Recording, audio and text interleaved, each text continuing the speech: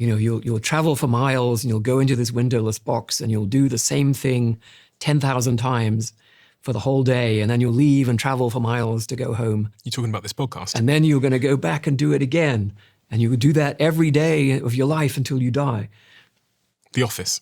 And people would say, you're nuts, right? There's no way that we humans are ever going to have a future like that, because that's awful, right? But that's exactly the future that we ended up with office buildings and factories, where many of us go and do the same thing thousands of times a day, and we do it thousands of days in a row, and then we die. And we need to figure out what is the next phase going to be like. And in particular, how in that world do we have the incentives to become fully human, which I think means at least the level of education that people have now, and probably more.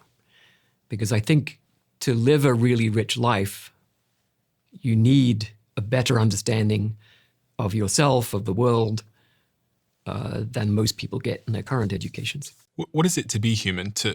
It's to reproduce, to pursue stuff, to go in the pursuit of difficult things. We used to hunt on the... To attain goals, right? It's always, if I wanted to climb Everest, the last thing I would want is someone to pick me up in a helicopter and stick me on the top.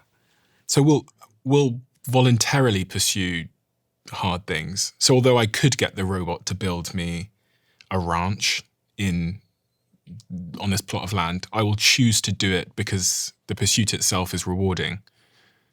Yes. We're kind of seeing that anyway, aren't we? Don't you think we're seeing a bit of that in society, where life got so comfortable that now people are obsessed with running marathons and doing these crazy endurance? And learning to cook complicated things when they could just, have them delivered. I think there's real value in the ability to do things and the doing of those things.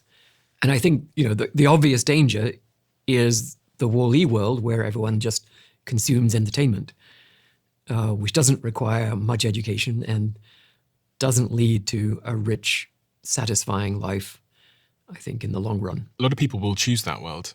I think some people may. There's also, whether you're consuming entertainment or whether you're doing something, cooking or painting, whatever, because it's fun and interesting to do, what's missing from that, right? All of that is purely selfish.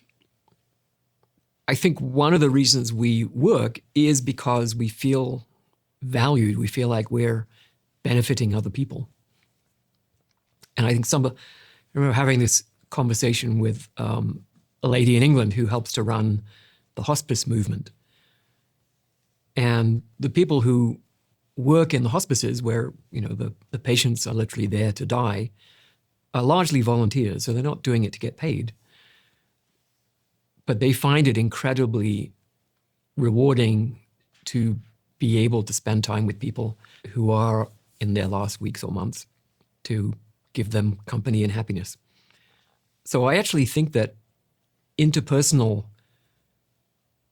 roles will be much, much more important in future. So if I was going to advise my kids, not that they would ever listen, but if my kids would listen and wanted to know what I thought would be, valued careers in future, I think it would be these interpersonal roles based on an understanding of human needs, psychology. There are some of those roles right now. So obviously, therapists and psychiatrists and so on. But that's a very much a sort of asymmetric role, right? Where one person is suffering and the other person is trying to alleviate the suffering.